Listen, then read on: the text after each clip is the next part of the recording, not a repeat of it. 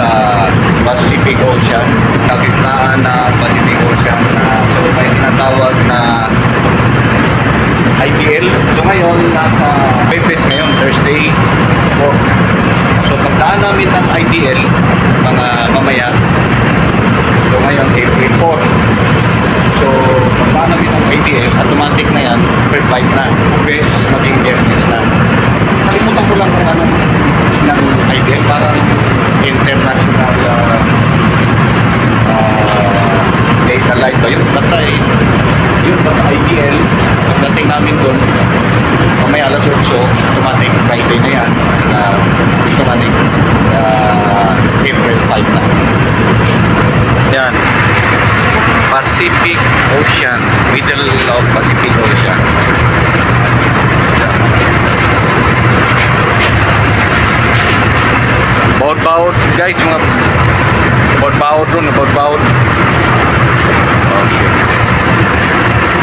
Yan guys. So, nandito ko ngayon sa sundress namin or sa lagayan ng mga sabon namin dito sa barko. So ngayon, sana kahapon pa sana ako magbigay ng sabon. Ang ginawa ko, kasi na-busy kahapon, so ngayon bigyan ako ng sabon, Downy, at saka panligo, tsaka sabon pandaba. Ayan po, sundin ko ito sa lahat ng mga crew dito sa barko. Siguro dating kami ng Japan nasa 11 or 12. Galing kami ng Portland. Ayan na guys, so saka na yan. So kunin yan nila sa mga kasama ko na isa-isa. So dalawang ako, isang Downy, saka isang powder na panlaba. Sabon na panligo, dalawa. Tayo sa Japan guys. Paano na ngayon? April 7. So nandito pa rin kami sa Pacific Ocean. Malapit na, mga ilang araw, mga 5 araw na lang o 4 na araw, Japan na kami. Guys, nandito ako ngayon sa labas guys. Ayan guys. So ipakita ko sa inyo yung ang lawak ng Pacific Ocean. Yan guys, so pasalamat din kami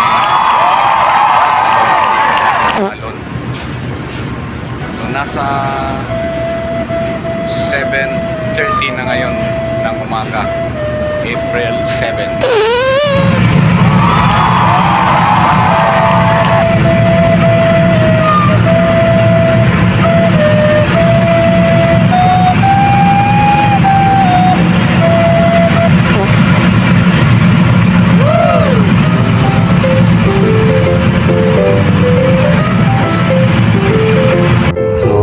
Guys, ayan na.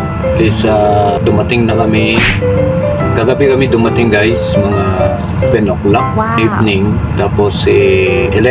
Pero kinabukasan kami nakadikit na. Japan na kami guys. At salamat din sa Lord. At least maayos naman ang pagdating namin dito sa Japan. Swerte naman naman pa, Iskip. Mga muna! Hoy! Wala na tumamaya. Wala ka dito na. Oo, wala na tumahol. So hanggang dito na lang guys. Salamat sa panonood.